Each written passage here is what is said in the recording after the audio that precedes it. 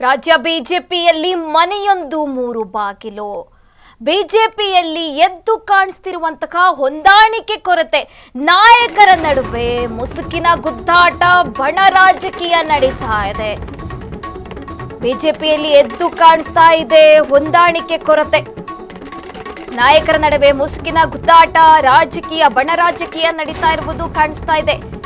ಕಮಲ ಪಾಳ್ಯದಲ್ಲಿ ಕಂಗೆಟ್ಟಿದ್ದಾರೆ ಕಾರ್ಯಕರ್ತರು. ಒಂದೇ ಪಕ್ಷ ನಾಯಕರ ಬೇರೆ ಬೇರೆ ದಾರಿ ಕಾಣಿಸ್ತಾ ಇದೆ.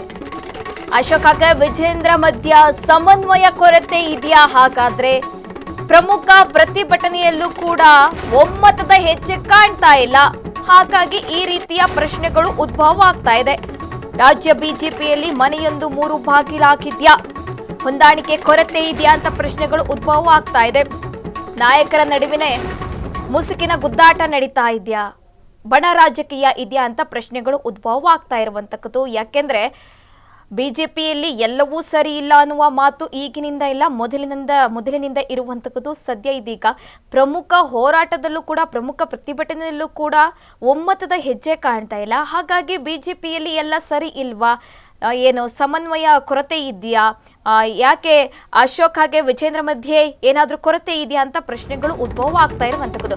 ಇತ್ತೀಚಿನ ಬಿಜೆಪಿ ಬೆಳವಣಿಗೆ ನೋಡಿದ್ರೆ ಇಬ್ಬರ ಮಧ್ಯೆ ಹೊಂದಾಣಿಕೆ ಕೊರತೆ ಕಾಣ್ತಾ ಇದೆ. ಕಾಂಗ್ರೆಸ್ ಕಚೇರಿ ಮುತ್ತಿಗೆ ವೇಳೆ ಅಶೋಕ್ ಚಲುವಾದಿ ಮತ್ತು ಕೆಲ ಶಾಸಕರ ಉಪಸ್ಥಿತಿ ಇತ್ತು.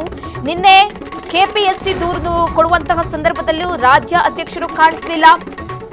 ಅಶೋಕ್ ವಿಜೇಂದ್ರ ಮಧ್ಯೆ ಹೊಂದಾಣಿಕೆ ಕೊರತೆ ಎದ್ದು ಕಾಣಿಸ್ತಾ ಇದೆ. ಹೋರಾಟ ತಾರ್ಕಿಕ ಹಂತಕ್ಕೆ ತೆಗೆದುಕೊಂಡು ಹೋಗಲು ವಿಫಲ ಆಯ್ತಾ ಇಲ್ಲಿ ಬಿಜೆಪಿ ಅಂತ ಪ್ರಶ್ನೆ ಉದ್ಭವ ಆಗ್ತಾ ಇದೆ. ಈ ಕೊರತೆಯೇ 2028ರ ಚುನಾವಣೆಯಲ್ಲಿ ಬಿಜೆಪಿಗೆ ಹಿನ್ನಡೆಗೆ ಕಾರಣನಾ? ಹಾಗಾದ್ರೆ ಅಧಿಕಾರಕ್ಕಾಗಿ ಬಿಜೆಪಿಯಲ್ಲಿ ಈಗಾಗಲೇ ಪೈಪೋಟಿ ಶುರುವಾಗಿದ್ಯಾ ಒಳಗೊಳಗೆ ಅಂತ ಪ್ರಶ್ನೆಗಳು ಉದ್ಭವ ಆಗ್ತಾ ಇದೆ. ಇತ್ತೀಚಿನ ಬೆಳವಣಿಗೆಗಳನ್ನ ನಾವು ನೋಡ್ತಾ ಹೋದ್ರೆ ಹೊಂದಾಣಿಕೆ ಕೊರತೆ ಎದ್ದು ಕಾಣ್ತಾ ಇದೆ. ಯಾಕೆಂದ್ರೆ ಮೊನ್ನೆ ಕೂಡ ಕಾಂಗ್ರೆಸ್ ಕಚೇರಿಗೆ ಮುತ್ತಿಗೆ ಹಾಕುವಂತಹ ವೇಳೆ ಅಶೋಕ್ ಇದ್ರು, ಚಲವಾದಿ ನಾರಾಯಣ ಸ್ವಾಮಿ ಇದ್ರು, ಕೆಲವು ಶಾಸಕರಿದ್ರು ಅಷ್ಟೇ. ಆ ಸಂದರ್ಭದಲ್ಲೂ ಕೂಡ ರಾಜ್ಯಾಧ್ಯಕ್ಷರಿದ್ದಿಲ್ಲ. ಹಾಗೆ ನಿನ್ನೆ ಕೆಪಿಎಸ್ಸಿ ದೂರು ಕೊಡುವಂತಹ ಸಂದರ್ಭದಲ್ಲೂ ಕೂಡ ರಾಜ್ಯಾಧ್ಯಕ್ಷರು ಕಾಣಿಸ್ಕೊಳ್ಳಲಿಲ್ಲ. ಹಾಗಾಗಿ ಒಂದಿಷ್ಟು ಪ್ರಶ್ನೆಗಳು ಉದ್ಭವ ಆಗ್ತಾ ಇರುವಂತಕ್ಕದ್ದು.